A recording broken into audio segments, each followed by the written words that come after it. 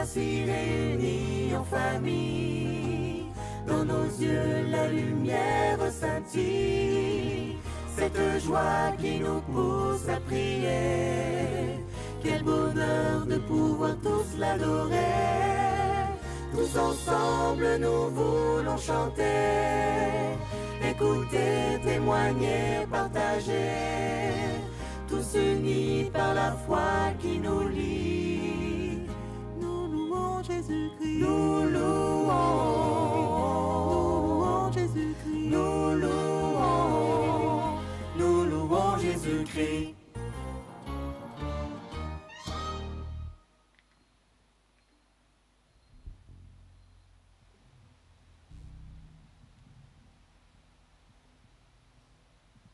Bonsoir à tous. Comment allez-vous ce soir? Ça va? Je vous invite donc à vous tenir debout et ensemble, nous entonnerons la famille. Que j'aime la famille de Dieu. Je suis heureuse d'être une des leurs. Ils m'ont ouvert tout grand leur cœur. Merci Seigneur.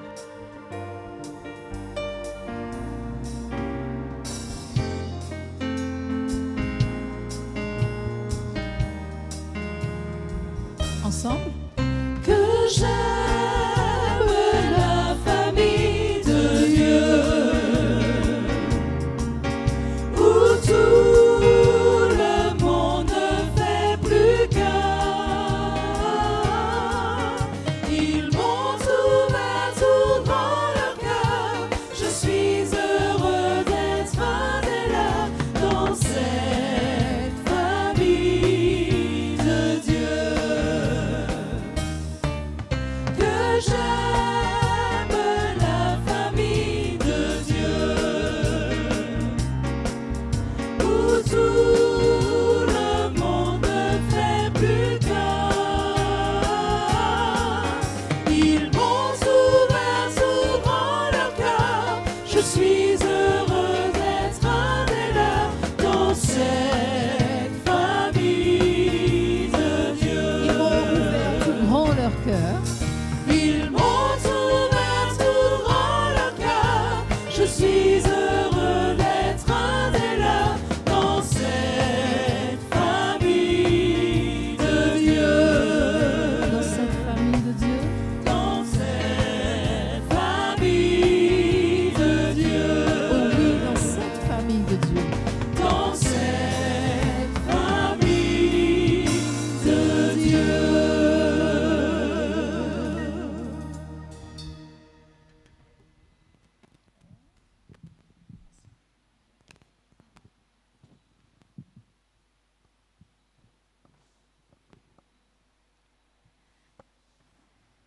La compagnie Garizim Air vous salue en Jésus-Christ.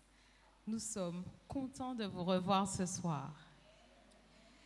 Dieu est bon, n'est-ce pas?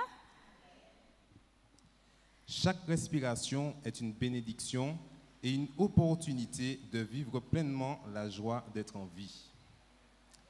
Dieu nous accorde encore aujourd'hui l'occasion de nous rapprocher de lui.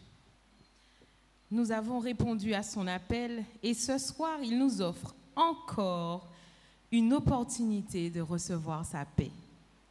Dieu veut que nous soyons sereins et pleins de santé. Il voudrait nous voir heureux dans tous les domaines de notre vie.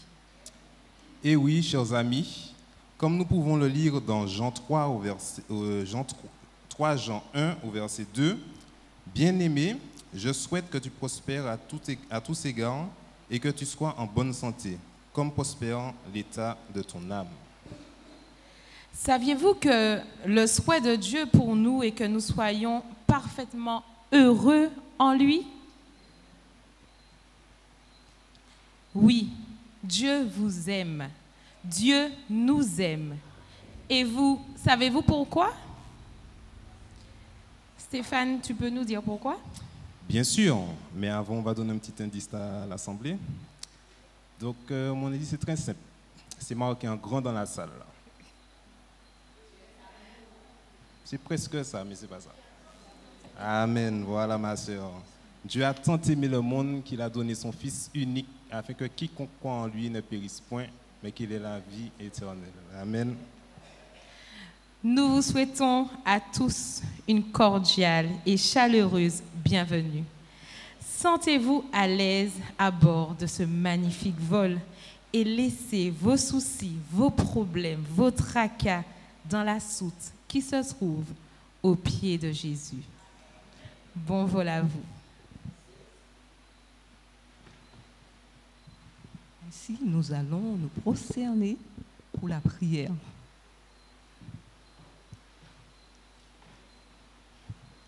Notre Dieu merveilleux, tout-puissant, compatissant, lent à la colère et riche en bonté et en fidélité, toi notre Créateur, toi qui as créé nos premiers parents, nous venons à toi pour te dire que nous t'aimons, nous t'adorons. Nous venons à toi pour te demander pardon pour nos péchés, nos iniquités, nos fautes, nos transgressions, nos iniquités. Jette ton regard favorable sur nous, purifie-nous par ton sang précieux. Change nos cœurs, touche nos cœurs, Seigneur. Je voudrais te présenter chaque famille ici présente, chaque enfant, chaque jeune, chaque homme, chaque femme, Seigneur. Jette ton regard favorable sur eux, tu connais leurs besoins, leurs soucis, leurs demandes. Viens à leur secours, réponds, Seigneur, à leurs attentes par ta grande miséricorde. Viens à notre secours, Seigneur. Je voudrais te présenter aussi le prédicateur qui va prêcher, Seigneur, ce soir. Touche son cœur et inspire-le, Seigneur, par ton Saint-Esprit, que tu puisses toucher tous les cœurs qui t'écoutent ici et tous ceux qui sont sur le net, Seigneur. Jette un regard favorable. Il y a beaucoup de familles qui écoutent avec attention, Seigneur. Tu les connais mieux que moi-même. Nous voulons te présenter tous ceux qui souffrent, qui sont dans la violence, dans la maltraitance, Seigneur. Tous ceux qui sont dans le chômage, tous ceux qui sont toutes sortes de problèmes. Toi, Dieu Tout-Puissant, au nom du Seigneur Jésus, viens au secours de tes enfants. Réponds à leurs problèmes, Seigneur. Ils t'appellent au secours. Ils sont sans défense. Mais toi, qui as remporté la victoire, Seigneur Jésus, tu peux répondre à nos problèmes, car c'est toi qui peux tout. Tu peux tout. Tu peux tout. Tu peux faire l'impossible pour chacun de nous. Merci pour tout ce que tu feras. Merci pour ton amour. Bénis tous les musiciens et tous nos intervenants qui vont parler. Bienvenue à tous ceux qui sont ici, ainsi que le pasteur Bibrac. Nous remettons tout dans tes mains, au nom de ton Fils Jésus, pour la gloire de ton Saint-Nom. Amen.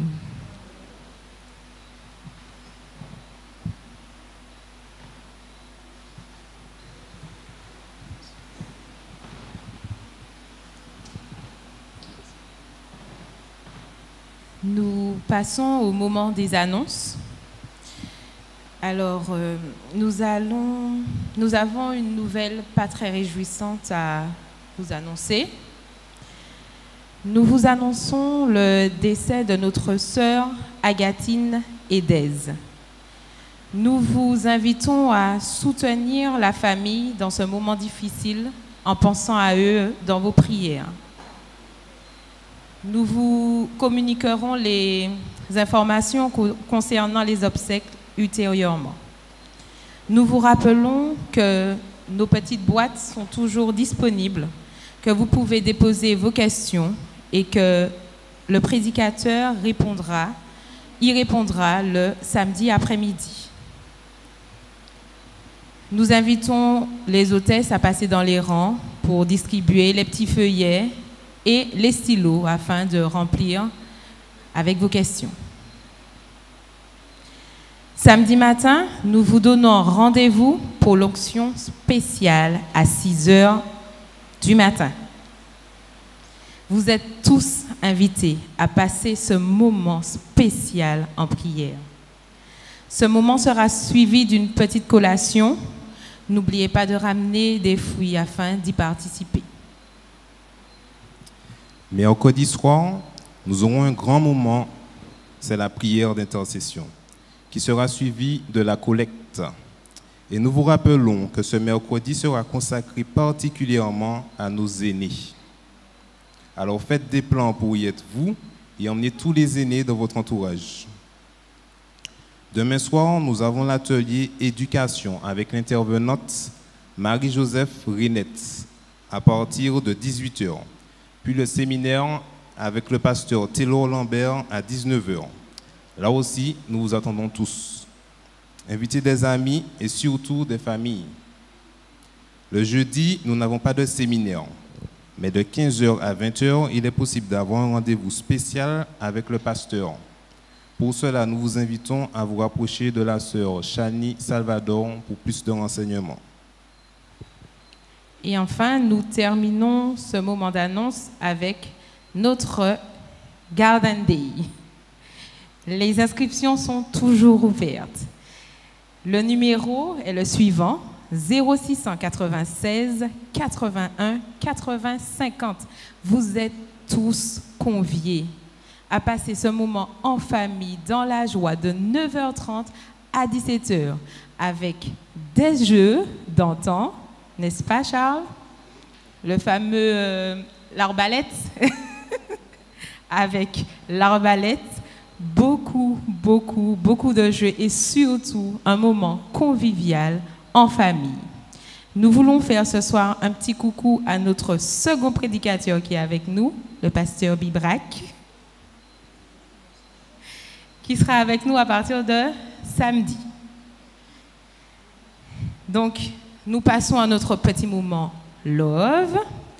Donc, je vous invite encore ce soir, avec la louange qui nous chantera un magnifique morceau, à vous déplacer, à sortir de vos rangs, à aller embrasser, à aller dire bonsoir. Je suis contente de te voir, je veux te revoir. Tout ce qui est bon et qui fait chaud au cœur.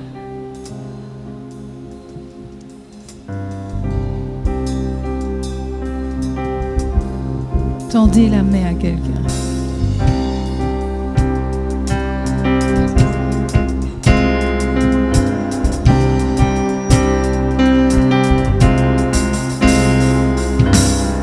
Tendez la main à quelqu'un, accueillez-vous l'un et l'autre.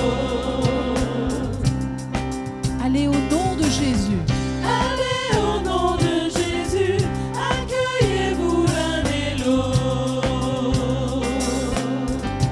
Nous sommes de lieux différents et pourtant sœurs et frères. De lieux différents et pourtant sœurs et frères.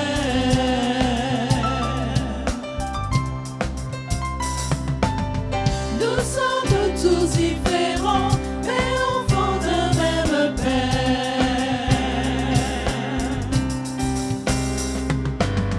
Chantons d'un même cœur en harmonie, élevons le son joyeux d'un peuple uni. Lorsque nous louons Jésus, nous voulons que soit vue sa gloire. Tendez la main à quelqu'un, accueillez-vous l'un et l'autre.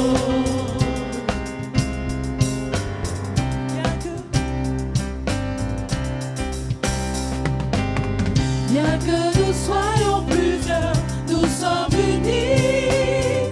Le son des nations forme une mélodie. C'est le vent de notre cœur, ouvrons la terre de sa gloire. Gloire. Tendez la main à quelqu'un, accueillez-vous l'un et l'autre.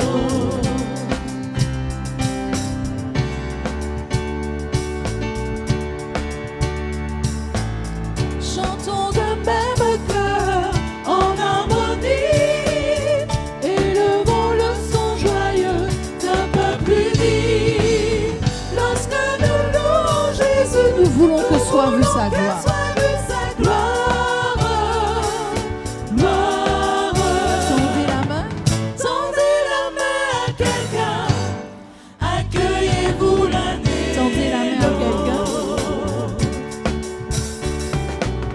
Tendez la main à quelqu'un, accueillez-vous l'un et l'autre.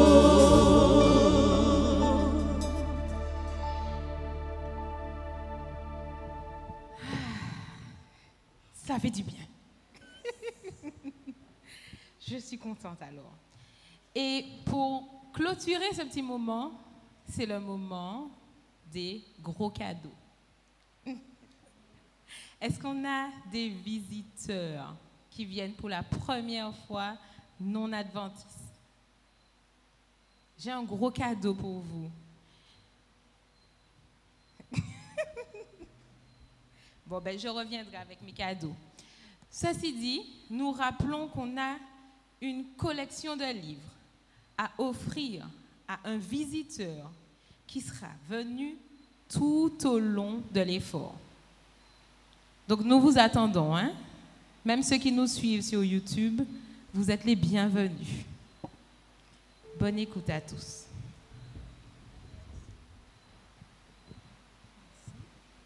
Nous allons poursuivre notre programme dans la louange comme chaque soir, n'est-ce pas? N'est-on pas bien à la maison? Est-ce qu'on est bien à la maison? Vous n'avez pas l'air convaincu. Sommes-nous bien à la maison? Et quand l'amour règne, c'est encore mieux, n'est-ce pas? Alors nous allons tourner les paroles du 432. Nous en tournerons la première, la deuxième et la quatrième strophe.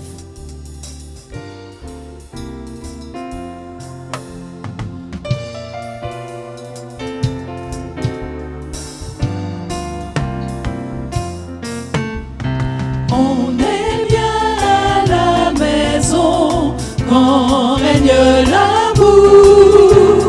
La joie est dans chaque son quand règne l'amour. C'est la paix, la bonne humeur, le véritable bonheur. Le temps passe avec douceur quand règne l'amour. Au foyer, chaque jour, le temps passe avec douceur quand règne l'amour. Vers Dieu s'élève un doux chant. Dieu s'élève un doux chant quand règne l'amour. Joie de pauvres des méchants quand règne l'amour. Partout sur notre chemin fleurissent roses et jasmin. La terre est un beau jardin quand règne l'amour.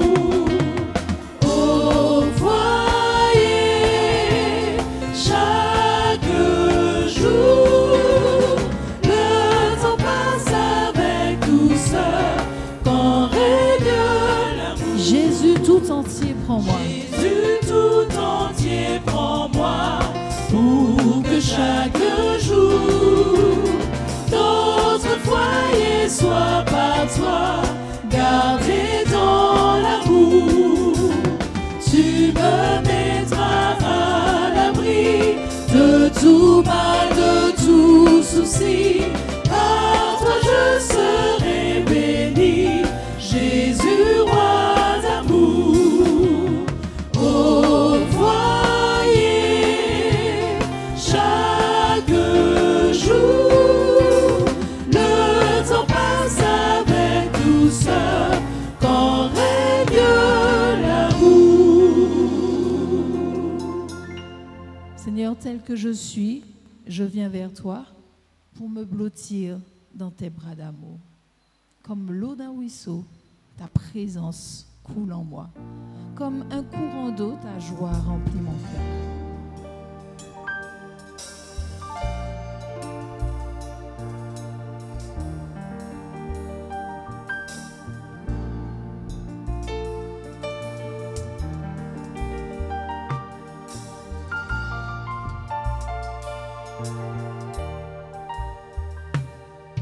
Comme l'eau d'un ruisseau, ta présence coule en moi.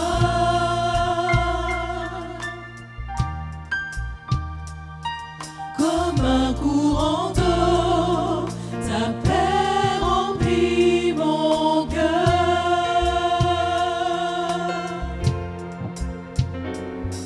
Ta confiance vivante, ta présence me remplit. Ton esprit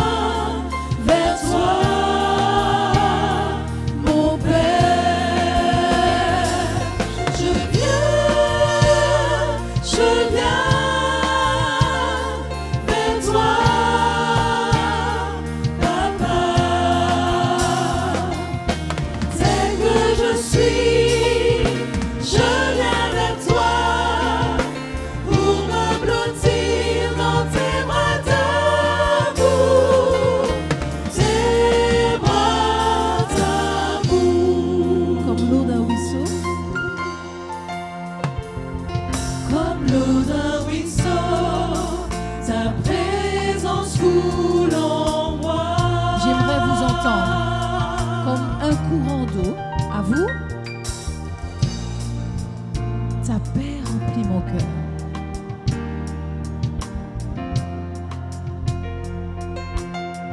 Ta confiance m'inonde. Ta présence me remplit. Ton esprit est là. Oh oui, je n'en doute pas. Me laissant bercer par tes vagues d'amour. Je suis emporté par ton courant. Je viens ensemble. Je viens vers toi, mon Père. Je viens vers toi, Papa. Tel que je suis, je viens vers toi. Pour me blottir dans tes bras d'amour, tes bras d'amour. Je viens. Amen, alléluia. Car Dieu a tant aimé le monde qu'il a donné son Fils unique, afin que quiconque croit ne périsse point, quiconque, mais qu'il ait la vie éternelle. Et en ce soir, nous aimerions dire à notre Seigneur, merci pour la croix. Merci pour tes mains, merci.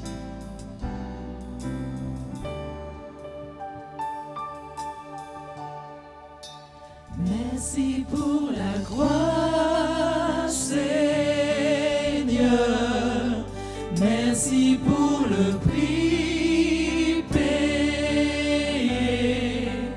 Tu as porté nos péchés dans ton amour.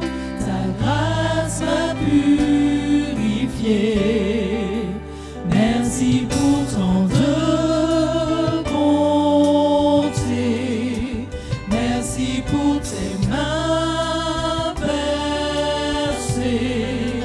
Au torrent de ton amour, je suis lavé et pardonné pour toujours. Digne est l'agneau, assis sur le trône,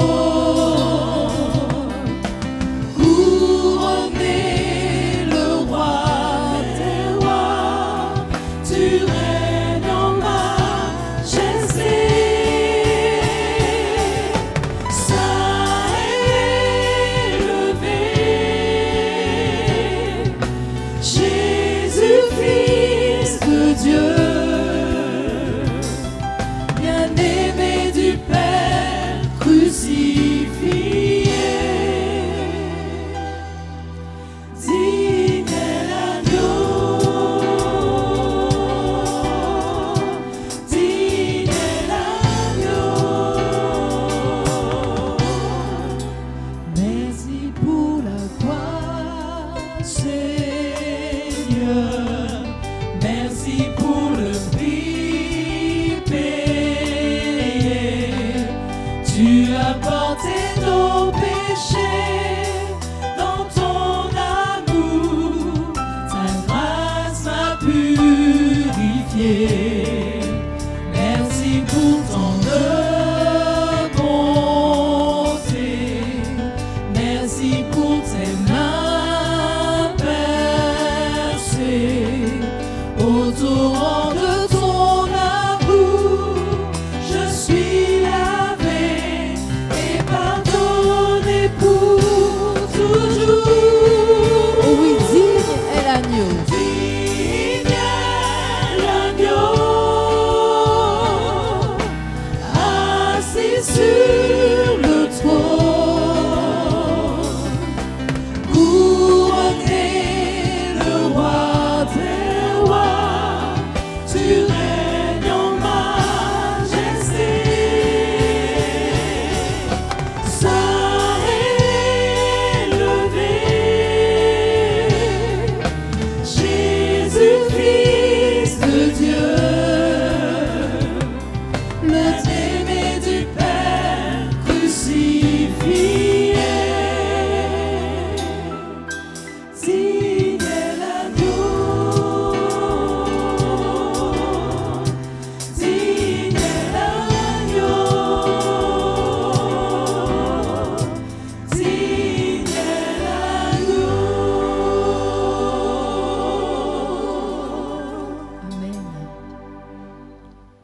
dernier chant que nous allons entonner, comme brame le cerf après les courants d'eau.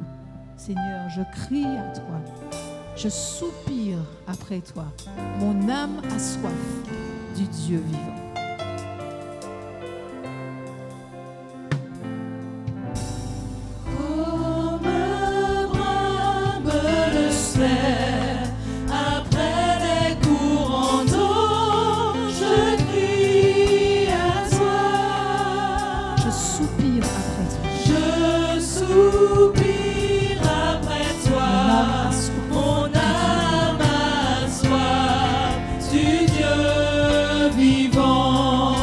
Jésus, mon seul soutien. Tu es Jésus, mon seul soutien. Je veux unir mon cœur au tien. Je veux unir mon cœur au tien. Comme brame le cerf après les courants d'eau, je crie à toi. Je vous invite à vous tenir debout et ensemble, nous entonnerons notre chantème. Nous voici réunis en famille.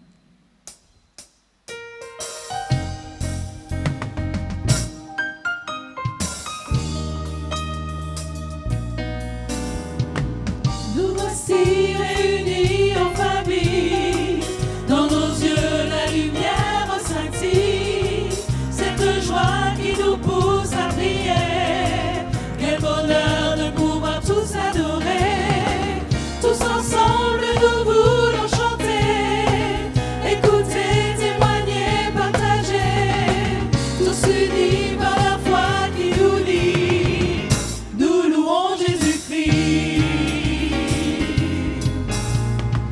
Nous voici réunis en famille, dans nos yeux la lumière scintille, cette joie qui nous pousse à prier. Quel bonheur de pouvoir tous l'adorer. Tous ensemble nous voulons chanter, écouter, témoigner, partager, tous unis par la foi qui nous lie. Nous louons Jésus-Christ. Nous louons Jésus-Christ. Nous louons Jésus-Christ. Nous louons Jésus-Christ, on continue. Nous louons Jésus-Christ. Nous louons Jésus-Christ. Amen. Nous l'avons dit un petit peu plus de fois ce soir, mais il est bon de louer Jésus-Christ. Amen.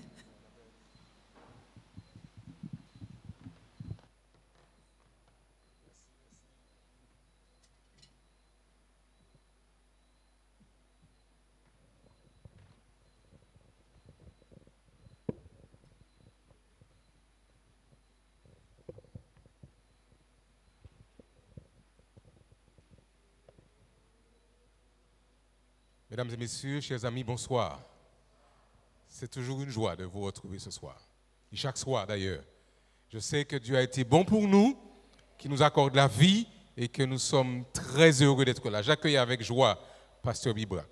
Je suis prêt à lui passer le micro. Mais je sais que vous pouvez vous préparer à le découvrir et à l'entendre, qui sera avec nous à partir de dimanche soir. C'est bien cela. Combien sont contents d'être là ce soir? Amen, gloire à Dieu. J'espère que nos amis qui nous regardent à la maison sont eux aussi très contents. Je sais que plusieurs se connectent pour pouvoir partager avec nous ce moment. Je les invite, pour ceux qui le peuvent, à venir nous rejoindre. Il y a encore de la place et n'est-ce pas qu'on serait content de les avoir avec nous.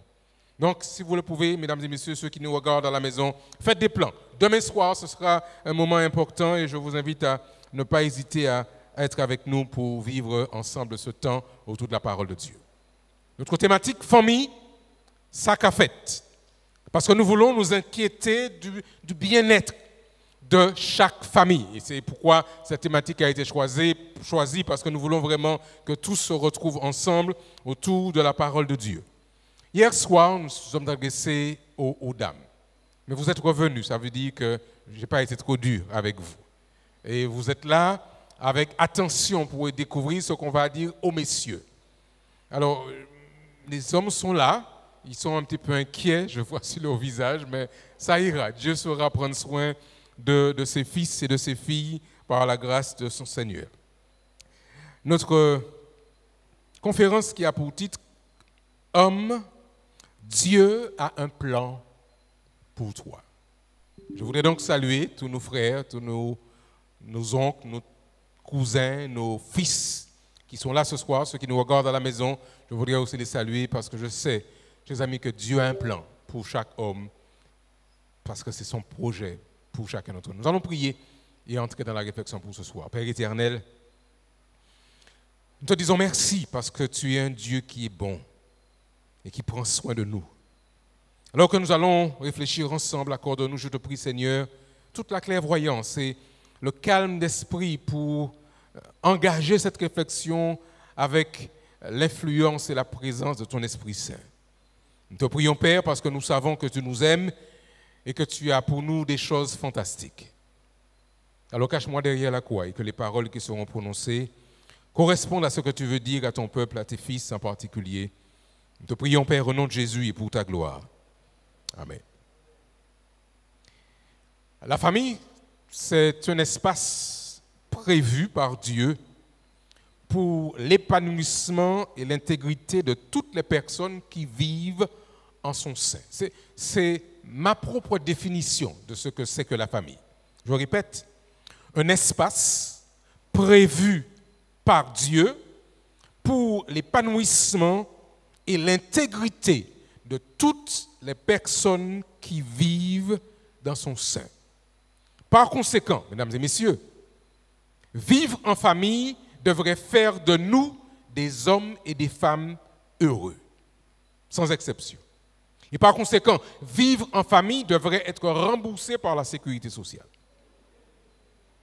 Parce que nous avons, dans ce cadre-là, tout ce qu'il faut pour être heureux et en bonne santé. Mais la famille, dans le contexte de la réalité de ce monde, c'est aussi le lieu prévu par le Créateur pour la transmission de valeurs et la formation d'individus pour la vie éternelle. Et si on enlève cette portion de la définition, la famille ne serait pas complète dans le projet divin. Je le reprends, c'est aussi, la famille, le lieu ou l'espace prévu par le Créateur pour la transmission de valeurs et la formation d'individus pour la vie éternelle. Et si on enlève cet élément de formation pour la vie éternelle, la famille n'aurait pas toute sa raison d'être dans le plan de Dieu. C'est donc avec joie, dans ce cadre, chers amis, que nous partageons avec vous cette réflexion. Et comme je le disais hier soir et les soirs précédents, nous avons l'assurance et la conviction que Dieu a un plan particulier pour chacun d'entre nous. Pourquoi? Il y a une menace. Et nous l'avons révélé les soirs précédents. La menace, c'est que la famille, c'est une cible ou la cible privilégiée de Satan. Et par rapport à cette menace, nous avons le devoir, en tant qu'hommes d'église, en tant qu'hommes qui avons découvert la parole sacrée, de transmettre l'information, d'avertir et de faire en sorte que la plupart des familles qui le souhaitent à l'écoute de la parole de Dieu s'organisent pour être protégées. C'est donc avec joie, je disais, que nous partageons avec vous, chers amis, cette réflexion qui, je le crois fondamentalement, devrait contribuer au changement réel des familles dont nous sommes l'objet et dont nous participons. Il y a quelques années de cela, lors d'un rassemblement du ministère de la femme, vous savez, l'ex-adventiste dans sa pratique a plusieurs ministères, et ce jour-là, il y avait une intervention du ministère de la femme à l'église de Smyrne. Et celle qui devait intervenir a eu une difficulté de dernière minute. Et l'administration fédérale me demande à l'époque de pouvoir remplacer au pied levé celle qui devait intervenir. Et ce jour-là, les sœurs m'ont chargé. Elles m'ont dit, parle à tes frères. Dis-leur qu'ils doivent se réveiller, qu'ils doivent jouer leur rôle. Oh, j'étais le seul homme de la salle ce jour-là. Et elles m'ont donné mon paquet. Et depuis le temps, j'ai réfléchi, j'ai dit, Seigneur, mais ce qu'elle disait était sérieux. Il y avait comme un cri de détresse de la part de ses sœurs ce jour-là. Et pendant toutes ces années, j'ai commencé à formuler les éléments pour pouvoir contribuer à la transmission de cet appel au secours des mamans, des sœurs et des épouses ce jour-là. Et la réflexion de ce soir correspond un petit peu à la promesse que j'avais faite ce jour-là aux sœurs à l'église de Smyrne. Et c'est pourquoi je pose la question ce soir. Dieu cherche un homme. Dieu cherche un homme. Et en m'adressant à vous et à moi, je pose la question, est-ce toi que Dieu cherche? Est-ce moi? Parce que Dieu cherche des hommes, des vrais. Alors, dans cette réflexion que j'ai menée, que j'ai commencé avec vous hier soir, chers amis, par rapport à l'homme et à sa place et à sa mission, par rapport à la femme, je partage la deuxième clé. Hier soir, c'était la première clé par rapport à cette possibilité de changement réel au sein des familles. Ce soir, c'est la deuxième clé que je voudrais partager avec vous. L'homme. Hier soir, c'était la femme. L'homme, la deuxième clé. Avec cet élément spécifique dans la mission que Dieu confie à vous, chers frères, à vous, messieurs, jeunes hommes, jeunes garçons. L'homme, dans le plan de Dieu, c'est ce que j'appelle un gardien sacrificateur. Une mission spécifique confiée par le Créateur lui-même. Écoutez bien ceci, chers frères. Dieu, dans son projet pour vous et pour moi, considère que l'homme doit exercer la fonction de gardien, sacrificateur, et cette mission, il l'exerce dans le cadre de sa famille. Chaque petit garçon qui prend naissance devrait être informé, je le crois, de la mission qui l'attend. 2 ans, 3 ans, 5 ans, 10 ans, etc. Et il doit se préparer à exercer cette fonction dans sa maison, dans sa famille, cette fonction sacerdotale. Le sacrificateur maison. Chers frères, c'est vous. Le sacrificateur maison, chers frères, c'est moi. Et Dieu confie cette mission à chacun d'entre nous. Alors, je prends ceci depuis le récit de la création, à partir duquel l'Éternel nous permet de pouvoir tirer quelques conclusions pour comprendre la place, le rôle et la mission qu'il a prévue pour chaque homme. Quand vous lisez dans le livre de la Genèse, au chapitre 2, au verset 24, verset qui est très important. Alors, c'est vrai que quand on lit ce texte, plusieurs vont dire que le récit sacré a une approche archaïque avec un modèle familial patriarcal ou bien patrifocal pour certains, avec le père comme centre. Et ceci, vous allez trouver ce fil conducteur dans tout le texte sacré. Et quand il s'adresse à Adam et Ève, après le péché, Dieu s'adresse tout d'abord à Adam. Vous vous rappelez? Il y a un conflit, quelque chose s'est passé, il arrive et puis il ne dit pas « Adam et Ève, où êtes-vous » De manière spécifique, il dit « Adam, où es-tu » Maintenant, aujourd'hui, il y a une évolution dans les modèles familiaux et même aux Antilles françaises, par exemple, nous avons vu émerger un nouveau modèle familial avec ce que j'appelle des familles matrifocales. Ce n'est plus le père qui est le point de référence, le point central, mais la femme qui devient l'élément central. Et à la Martinique et aux Antilles françaises en particulier, avec notre histoire post-esclavagiste, on a de plus en plus cet agencement de la cellule familiale, avec la femme comme étant le point central. Mais cependant, mesdames et messieurs, n'en déplaise à la réalité sociologique et culturelle de ce pays et du monde entier, Dieu a toujours raison.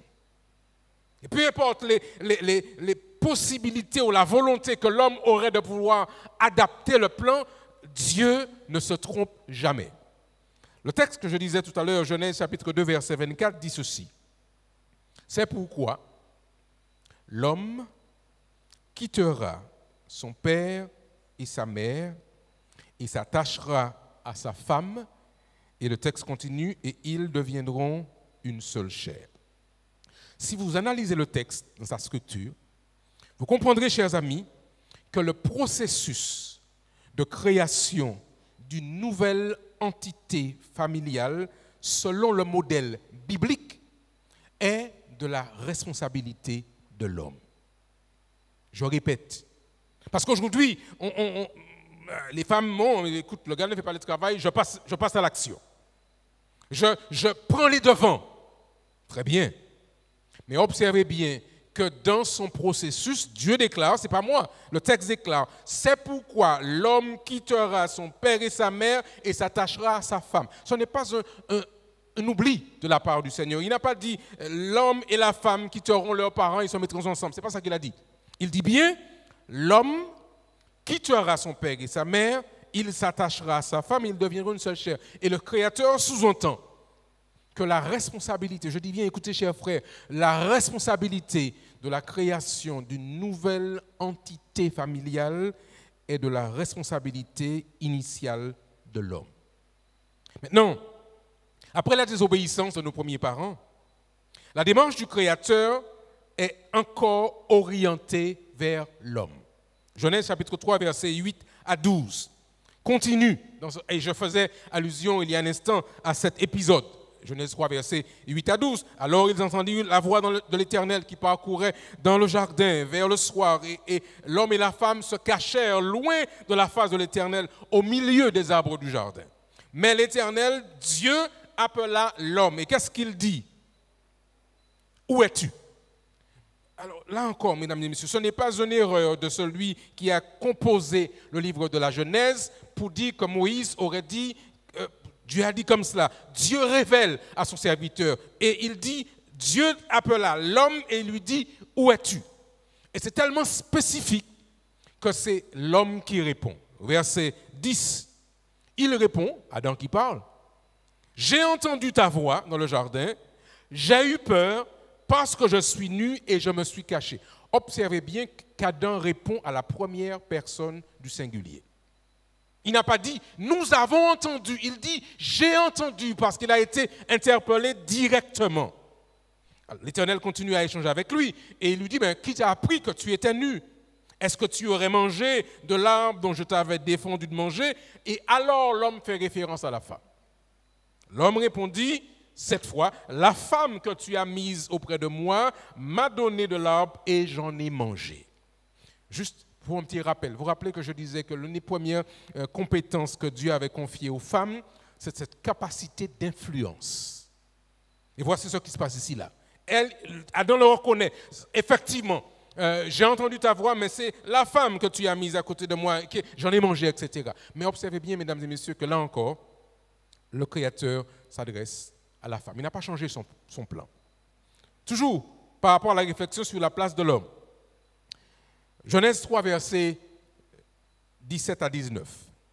Dieu donne ensuite une responsabilité à l'homme de veiller sur la subsistance de la femme et de la famille. C'est lui qui est responsable. Alors, dans le latin, on parle du pater familia, de celui qui a la responsabilité de pouvoir gérer la famille. Genèse 3, verset 17 à 19.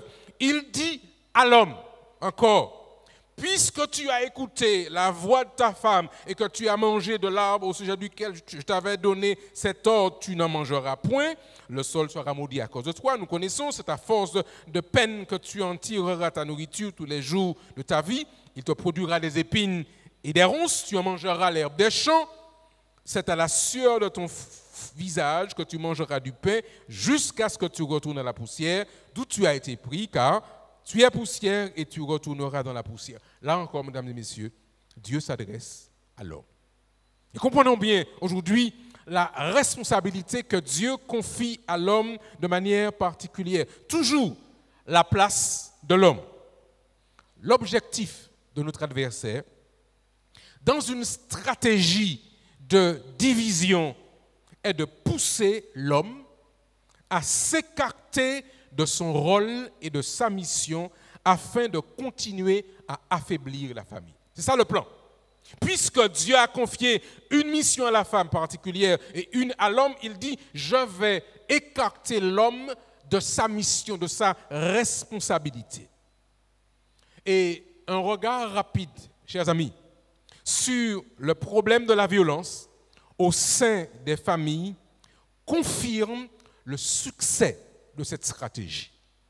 Quand l'équilibre familial est mis à mal par l'absence réelle de l'homme, on observe une augmentation du taux de violence d'une manière systématique. Quelques statistiques rapidement, je ne vais pas trop m'arrêter là-dessus. En 2021, 122 femmes auraient été tuées par leur partenaire ou ex-partenaire. Ce sont les chiffres de la France. 122 femmes, 2021. 23 hommes ont été tués par leur partenaire ou ex-partenaire. Donc, vous voyez le différentiel, 122 femmes par rapport à 23 femmes tuées par leur épouse. Hommes, tués par leur épouse ou ex-partenaire. 14 enfants mineurs sont décédés, tués par un de leurs parents dans un contexte de violence au sein du couple. Voici le climat dans lequel nous vivons aujourd'hui, chers amis, par rapport à la réalité familiale. 82%, je continue la série de statistiques avec vous rapidement, 82% des morts au sein du couple sont des femmes. Ça doit nous interpeller. Et parmi les femmes tuées par leur conjoint, 35% étaient victimes de violences conjugales antérieures de la part de leurs compagnons. Par ailleurs, parmi les 22 ou 23 femmes ayant tué leur partenaire, la moitié de ces femmes, soit environ 11 d'entre elles, avaient déjà été victimes de violences de la part de leur partenaire. Il faut comprendre que nous avons besoin de nous interpeller, nous hommes, par rapport à cette réalité pour pouvoir changer le cours des choses.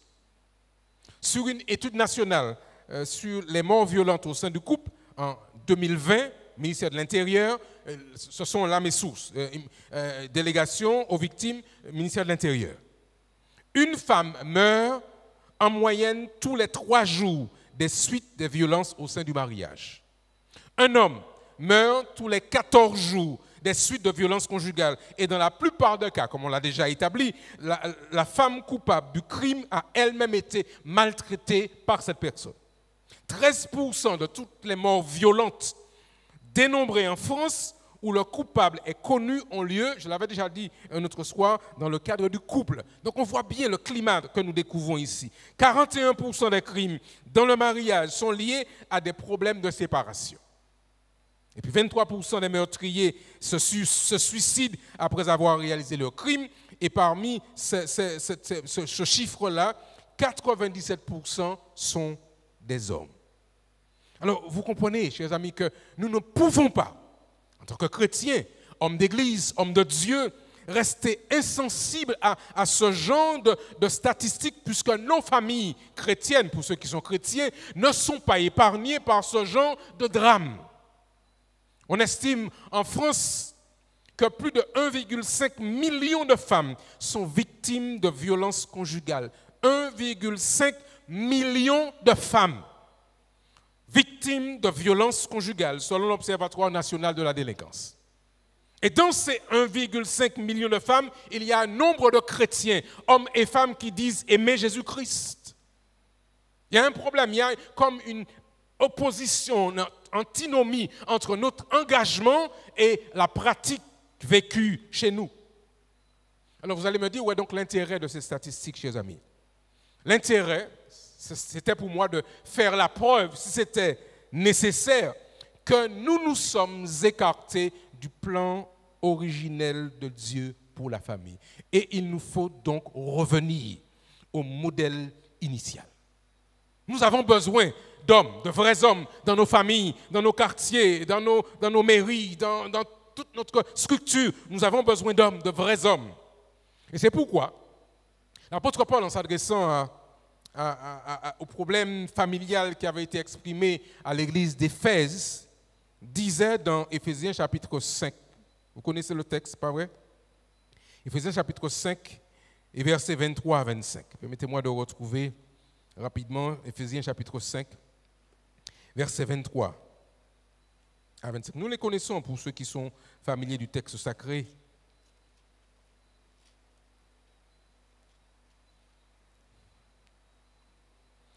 À partir du verset 23, vous avez trouvé? Car le mari... Il y a quoi? Je sais qu'on n'a pas envie de dire ça parce que ça dérange tellement d'entendre ça. Le mari est le chef de l'Église. Alors, dans sa racine, alors on va arriver au verset 25 tout à l'heure, mais dans la racine, au verset 23, chers amis, le mot chef, c'est le mot képhalé. Et le képhalé est aussi traduit pour pouvoir décrire un toit ou un chapeau.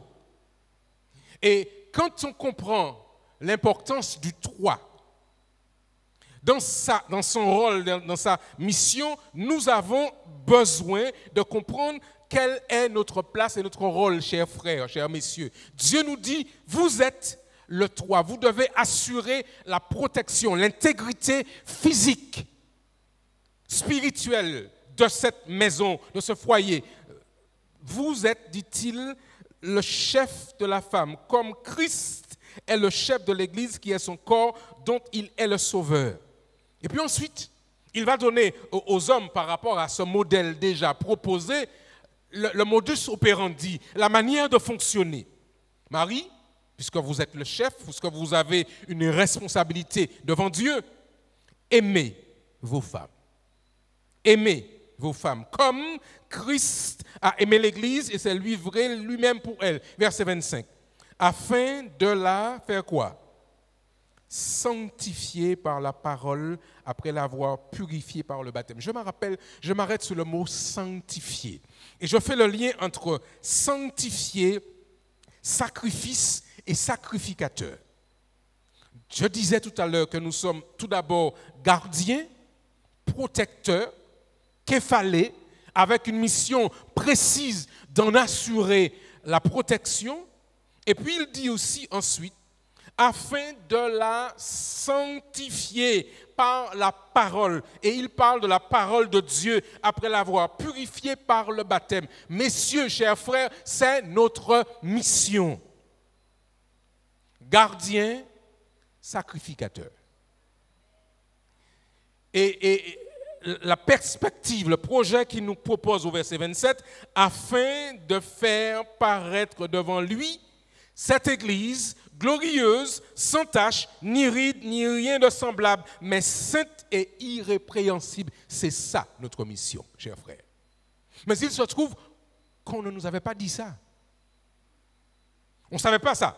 On fonctionne, on fait avec comme on peut, mais on n'était pas au courant de ceci. Alors l'apôtre insiste, c'est ainsi donc que les maris doivent aimer leur propre corps, leur femme comme leur propre corps. Celui qui aime sa femme s'aime lui-même, car jamais personne n'a haï sa propre chair, mais il la nourrit et en prend soin comme le Christ le fait pour l'Église, parce que nous sommes tous membres de son corps.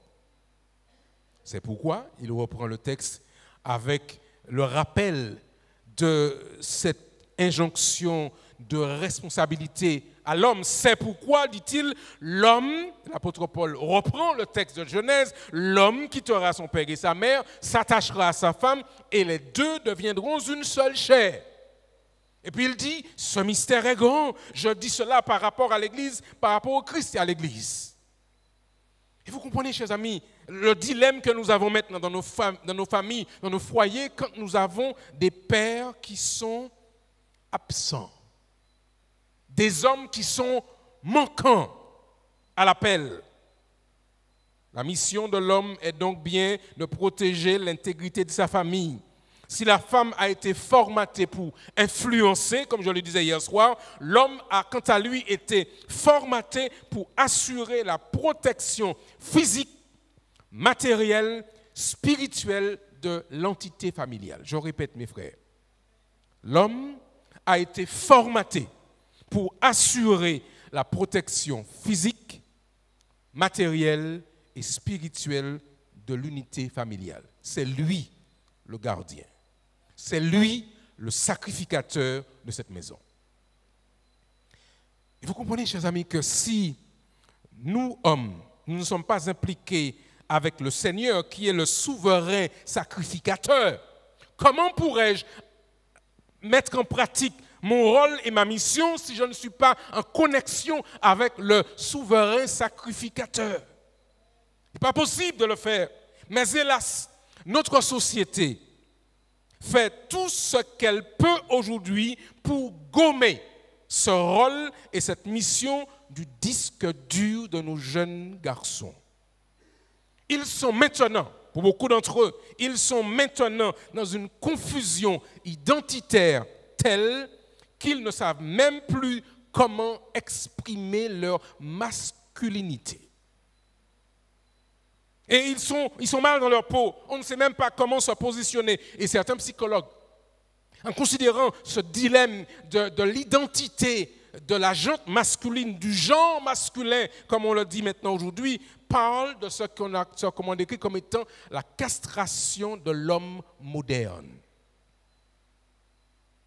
Il n'a d'homme que le nom. Un auteur canadien du nom de Guy Corneau décrit le syndrome du père manquant et du fils manqué. Il n'y a pas de père, il n'y a pas de modèle, il n'y a pas de gens sur lesquels on va s'aligner pour apprendre comment faire homme, comment être homme. Et comme on n'a pas appris, eh bien, on ne sait pas faire. Et Guy Corneau s'interroge sur le silence qui isole aujourd'hui le père de son fils et qui donne l'impression d'avoir été mal paterné. Parce qu'on parle de la démarche de maternité, mais nous hommes avons besoin d'apprendre cette fonction d'être un pater, d'être un père. Et si ce père manquant aurait engendré un fils manqué, et on est dans une situation de population qui est maintenant, qui se cherche, qui s'interroge.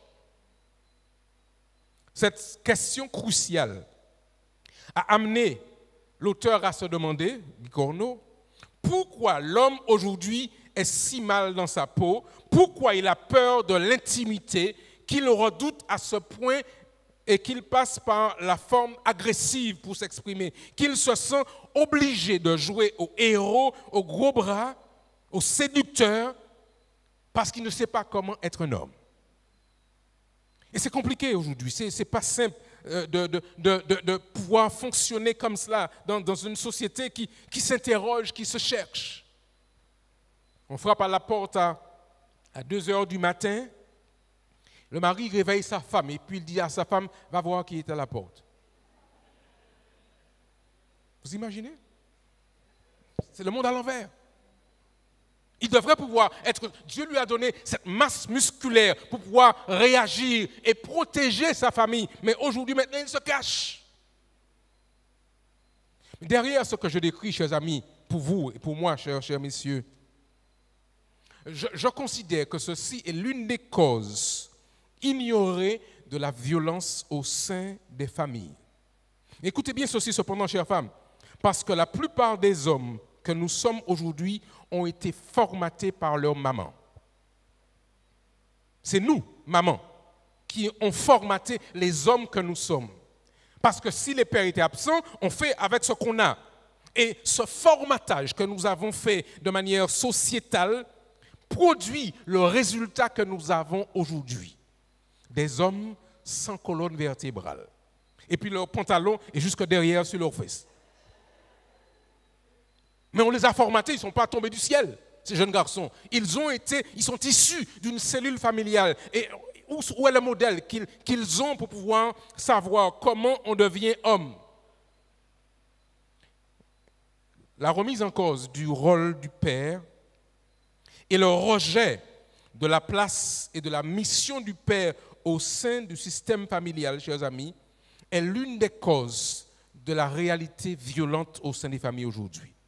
Et de nombreuses recherches confirment le fait que la mise à l'écart du père comme l'une des causes de la montée de comportements violents et agressifs dans notre société. Ces jeunes gens n'ont jamais eu quelqu'un pour pouvoir leur apprendre un cadre. Il n'y a pas de limite.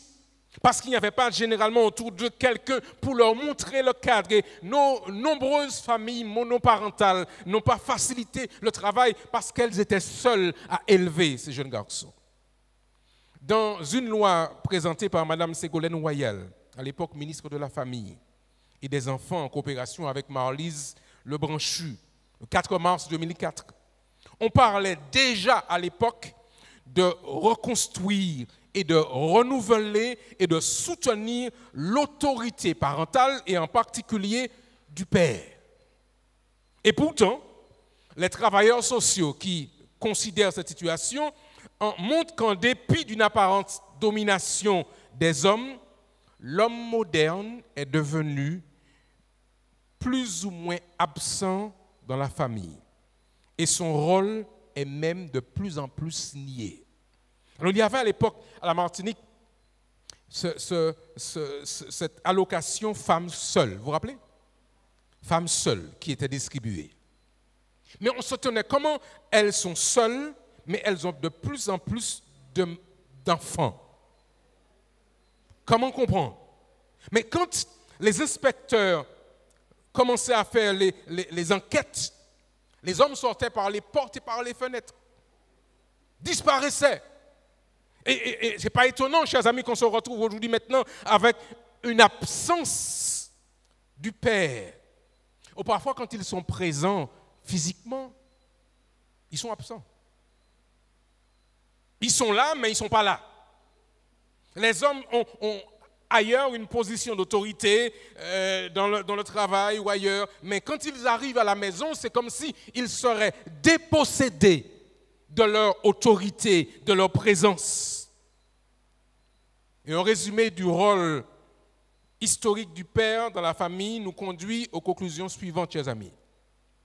Nous sommes passés de ce que je disais tout à l'heure comme étant le pater familia romain, où le père avait l'autorité suprême, avec droit de vie ou de mort sur les individus, à une autre forme de ce que j'appelle le paternalisme d'État, laissant très peu de place pour l'autorité parentale et spécialement celle du père. Vous n'avez plus rien à dire. Vos enfants font des choix et vous êtes en désaccord avec vos enfants. Si vous dites quelque chose, vous risquez de vous retrouver devant les tribunaux. C'est compliqué aujourd'hui de pouvoir fonctionner en tant que parent. Et en effet, on observe un ralentissement spectaculaire des mariages depuis 1973. Ralentissement spectaculaire du nombre de mariages parce que le mariage qui était avant, jadis une institution, n'est plus qu'un modèle vieillot à remettre en cause. Alors on a maintenant mis en place toutes sortes d'autres formes de mariage. Vous avez le Pax, vous avez l'union libre, vous avez toutes sortes de formules qui sont maintenant proposées. Ce changement, chers amis, dans la tendance des mariages est compensé par une forte, je le disais, par une forte augmentation de cette union libre. Et je parlais, vous vous rappelez de hier soir, de formes de mariage jetables. La vie en couple non marié est plus fréquente depuis 1970. L'augmentation des naissances hors de mariage, on en a parlé. Augmentation des dépenses, des divorces, on en a parlé. Augmentation des familles monoparentales, augmentation des familles recomposées. Et les chiffres continuent. On pourrait continuer à longueur de soirée sur cette réalité-là. Chers amis, il faut cependant comprendre qu'il y a quelque chose derrière tout cela. derrière ce cycle de la violence, derrière cette montée en puissance de l'absence du Père, il y a une intention. La volonté, c'est de pouvoir écarter l'image du Père céleste. Comment puis-je prier et puis dire notre Père qui est aux cieux? Si mon Père physique, je ne le reconnais pas. Dans des conférences comme celle-là, j'ai eu quelqu'un qui m'a dit, mais pasteur, je n'ai jamais vu mon Père. Je ne sais pas qui il est, je ne le connais pas, il n'existe pas. Et comment puis-je honnêtement, tranquillement prier le Père céleste parce que je ne connais pas le Père terrestre? Le rôle de l'Église, notre rôle, notre mission, est de dire la vérité biblique et de réaffirmer le plan de Dieu pour une famille stable et solide. C'est ça notre rôle, notre mission, où chacun doit jouer son rôle, chacun à sa place. Toutes les autres configurations sont des dénaturations du plan originel divin et donc vouées à l'échec. Alors mes frères, que faisons-nous? Que faut-il faire? Je dis à chacun d'entre nous, mes frères, debout pour le Seigneur. Il nous faut, par conséquent, comprendre que Dieu attend de nous que nous soyons des hommes chez nous, à la maison. Et chacun doit jouer son rôle. Assumons la tâche que le Créateur nous a confiée. Cette image de l'homme instable, violent, coureur de femmes, peu sérieux, absent, même quand il est là, doit être effacé par des hommes qui ont compris le rôle et la mission que Dieu veut leur confier. Alors, cher papa, messieurs, jeunes garçons, c'est à nous de rétablir aux yeux de nos enfants et de nos familles l'image du Père, par la grâce de Dieu. Il nous faut, par conséquent, chers frères, nous réveiller. Il nous faut assumer ce rôle spirituel qui nous a été confié, gardien, sacrificateur. Combien de foyers à la Martinique se retrouvent avec la maman qui dit « Réveille-toi, allons prier. Réveille-toi, allons faire le culte. » Ah, moi fatigué. Je suis fatigué. Fais avec les enfants et puis je vais venir après. Il y a un mal-être, il y a un malaise. Ce n'est pas le plan que Dieu avait prévu. Maintenant, cependant, chers amis, certains, en reprenant le propos du philosophe allemand Nietzsche, disaient que Dieu est mort.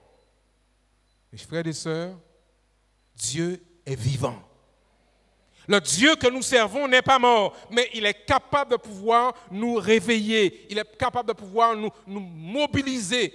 Nous l'avons lu avec les familles hier soir, nous pouvons le relire ce soir encore. Dans le temps de la fin, Dieu dit, Malachie chapitre 4, versets 5 à 6, « Voici, je vous enverrai Élie le prophète, avant que le jour de l'Éternel arrive, ce jour grand et redoutable. » Et il dit, verset 6, « Il ramènera le cœur des pères à leurs enfants et le cœur des enfants à leurs pères, de peur que je ne vienne frapper le pays d'interdit. » Il me faut m'arrêter parce que l'heure file. Et croyez-moi, chers amis, la réalité est sérieuse. Et nous avons besoin, vous, frères qui sommes ici, nous sommes frères, de pouvoir réfléchir, analyser et voir comment nous pouvons corriger le tir. Beaucoup de nos jeunes garçons, 12, 13, 14 ans, qui n'ont pas une vraie figure paternelle, ont besoin de pères de substitution pour qu'ils apprennent. Mais parfois, on n'en trouve pas. La sœur arrive à l'église avec son fils ou avec ses enfants parce qu'elle arrive à l'église avec ce qu'elle est, ce qu'elle a. Et elle espérerait tellement trouver un frère qui pourrait jouer ce rôle à côté de son fils. Mais ils ne sont pas là. Nous ne sommes pas là pour pouvoir accompagner ces jeunes gens à devenir, à transitionner pour arriver à une stature d'homme parfaite à l'image de Dieu. Qui va leur montrer, qui va leur apprendre à aimer Jésus-Christ, à trouver du plaisir, à participer à la vie de l'Église? Quelqu'un doit le leur montrer. pour qu'ils puissent petit à petit avoir à leur tour envie de copier, de reproduire le modèle, d'être des hommes selon le cœur de l'Éternel. Aujourd'hui, aux Antilles françaises, nous avons besoin d'hommes qui savent que ce n'est pas la grosse voix qui fait la différence. C'est l'équilibre intérieur, cette vision de ce que je suis devant Dieu, un sacrificateur. Je peux rassembler la famille pour offrir l'offrande. Vous vous rappelez quand ils sont sortis d'Égypte, chers amis, et qu'il fallait offrir une offrande. Le texte déclare que le père de famille prend l'agneau sous son bras et il va lui-même trancher la gorge de cet animal, récupérer le sang, tremper l'hysope dans ce sang versé et il va, de manière symbolique, mettre sa famille à l'abri par le sang de Jésus. Aujourd'hui, Dieu cherche des hommes qui peuvent jouer le même rôle et la même fonction. Gardien, sacrificateur.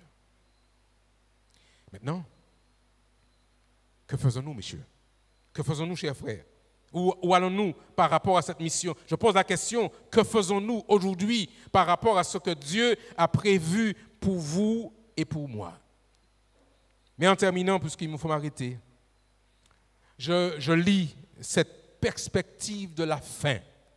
Apocalypse chapitre 21, versets 3 à 4. Et j'entendis du trône une voix forte qui disait, « Voici le tabernacle de Dieu avec qui? Avec les hommes. » J'entends tabernacle et homme. J'entends sanctuaire et homme. J'entends Dieu a un plan. Il habitera avec eux et ils seront son peuple et Dieu lui-même sera avec eux. Il essuiera toute larme de leurs yeux et la mort ne sera plus et il n'y aura plus ni deuil, ni cri, ni douleur car les premières choses auront disparu. Alors ce soir, comme j'ai fait pour hier soir, je vais lancer l'appel. Chers frères, messieurs, Dieu peut-il compter sur moi? Dieu peut-il compter sur vous, sur toi, pour être chez nous, à la maison, par la grâce de Dieu, l'homme selon le cœur de l'Éternel? Je sais que c'est possible. Parce que Dieu a besoin d'hommes, de vrais hommes qui sont fidèles à la boussole, ou plutôt au pôle, comme la boussole l'est au pôle. Dieu cherche de vrais hommes selon son cœur. Et je sais qu'il n'y en a pas parmi ici ce soir. Je sais que ceux qui nous regardent à la maison pourraient eux aussi dire « Je veux être l'un de ces hommes ». Maintenant, mes chères sœurs, il faut nous aider. Il faut que nous puissions nous aider, nous, à pouvoir ne pas nous retrouver exclus, poussés vers l'extérieur, parce que puisqu'il n'assure pas, ben j'assure, je porte le pantalon. Dieu dit non, que chacun joue son rôle et sa fonction selon le plan de Dieu. Alors quels sont les hommes qui peuvent dire, Seigneur, tu peux compter sur moi ce soir? Alléluia.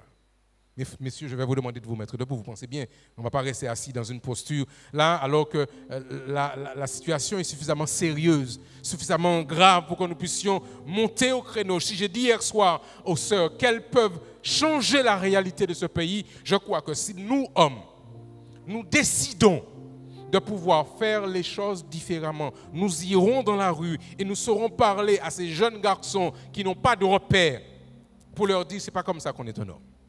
Ce n'est pas en sortant son arme qu'on est un homme. Ce n'est pas en allant boire des despés près de la station essence qu'on est un homme. C'est en assurant son rôle et sa mission avec l'éclairage du Seigneur. Alors le chant, nous l'avons chanté hier soir pour les sœurs, nous voulons le chanter ce soir. Chaque homme, chaque femme, si tu veux le bonheur, le vrai bonheur, laisse entrer Jésus dans ton cœur. Mes chers amis, nous avons besoin de Jésus-Christ dans nos vies. Et si le Christ est dans nos cœurs, dans nos vies, nous n'avons rien à craindre. Il fera de nous et avec nous des hommes brillants, des hommes puissants, des hommes selon le plan de Dieu, gardiens et sacrificateurs. Alors que nous prions, alors que nous chantons puis prier, s'il y a quelqu'un qui voudrait dire, Seigneur, j'ai besoin de toi. J'ai besoin de toi dans ma vie pour pouvoir redevenir ce modèle d'homme que tu veux. Nous allons venir devant et nous allons prier. Mais chantons d'abord notre chant, si tu veux le bonheur, le vrai bonheur. Laisse entrer Jésus dans ton cœur. Nous chantons. Si tu veux le Amen. Amen. bonheur, le vrai bonheur, laisse entrer Jésus dans ton cœur. Si tu veux le bonheur, le vrai bonheur, laisse entrer Jésus dans ton cœur. Tes péchés, il efface. Tes péchés, il efface, il te fera la grâce de transformer ton être entier, de régner sur ton cœur. Si tu veux le bonheur, le vrai bonheur, laisse entrer Jésus dans ton cœur. Juste avant de chanter le chant une dernière fois. Si dans cette salle il y a une sœur qui veut se tenir à côté d'un frère pour dire je voudrais contribuer dans cette démarche pour qu'il devienne et qu'il continue à être un homme selon le modèle divin, mettez-vous à côté de lui. Si vous connaissez un frère qui est dans cette salle et que vous dites je serai à côté de lui pour l'aider, pour l'accompagner, afin que lui aussi puisse être un homme selon le modèle divin, ne le laissez pas debout là seul.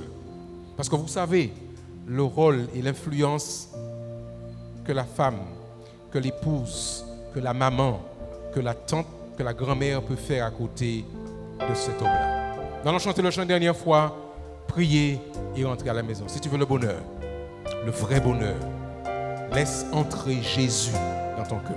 Chantons. Si tu veux le bonheur, le vrai bonheur, laisse entrer Jésus dans ton cœur. Si tu veux le bonheur, le vrai bonheur, laisse entrer Jésus dans ton cœur. Tes péchés, il efface, il te fera la grâce de transformer ton être entier, de régner sur ton cœur.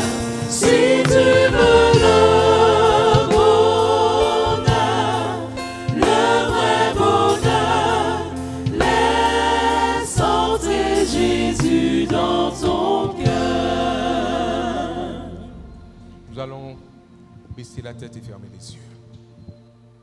Alors que nous sommes dans cette position, nous voulons que chacun se présente lui-même à Dieu. Demandez au Seigneur de pouvoir faire pour nous ce travail de restauration, pour que nous soyons hommes, maris, frères, époux, fils des hommes selon le cœur de l'Éternel.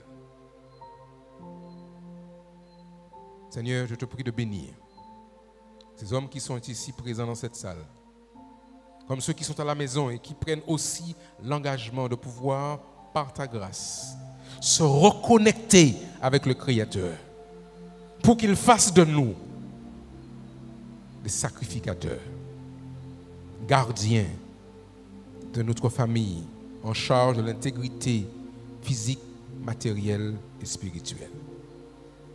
Seigneur, bénis les familles que nous représentons ce soir. S'il y a eu dans le passé des souffrances, des pleurs, des larmes, viens Seigneur, je te prie, restaurer, guérir et nous permettre par ta grâce de former des familles solides, fortes, à partir desquelles tu vas nous permettre de créer des jeunes gens, des jeunes femmes selon le modèle biblique et qu'ils puissent transmettre tout le plan que Dieu avait prévu pour chacun d'entre nous. Seigneur, pardonne nos erreurs. Pardonne nos fautes, nous en avons commis tous. Mais donne-nous ce soir et dans les jours à venir, de renouveler cette connexion avec toi pour que nous puissions te représenter ici sur cette terre. Alors que nous allons rentrer à la maison, Seigneur, accompagne-nous avec ta paix et avec ta grâce. Et que ta bénédiction demeure avec nous jusqu'à ce que tu reviennes. Nous te prions, Père, avec l'assurance que tu nous as entendus, que tu nous as exaucés. Nous l'avons fait au nom de Jésus et pour ta gloire. Amen. Amen. Nous voulons vous remercier d'avoir été présents ce soir. Alors que vous rentrez à vos places, nous allons chanter notre chant de départ. Mais nous vous invitons à ne pas oublier à être avec nous demain soir. Et nous allons nous adresser, ce sera le plan pour les aînés dans la restauration des familles. Bonsoir à tous et que Dieu nous bénisse.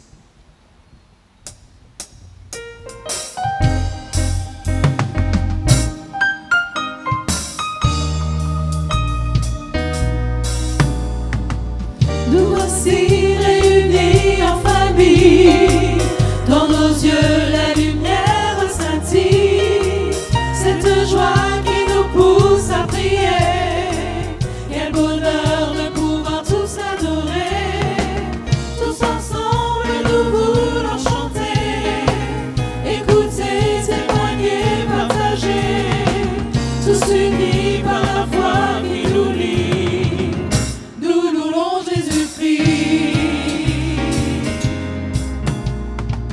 Nous voici réunis en famille, dans nos yeux la lumière scintille, cette joie qui nous pousse à prier, quel bonheur de pouvoir tous l'adorer, tous ensemble nous voulons chanter, écouter, témoigner, partager, tous unis par la foi qui nous lie, nous louons Jésus-Christ, nous louons Jésus-Christ, nous louons Jésus-Christ, nous louons Jésus-Christ, nous louons Jésus-Christ, nous louons Jésus-Christ.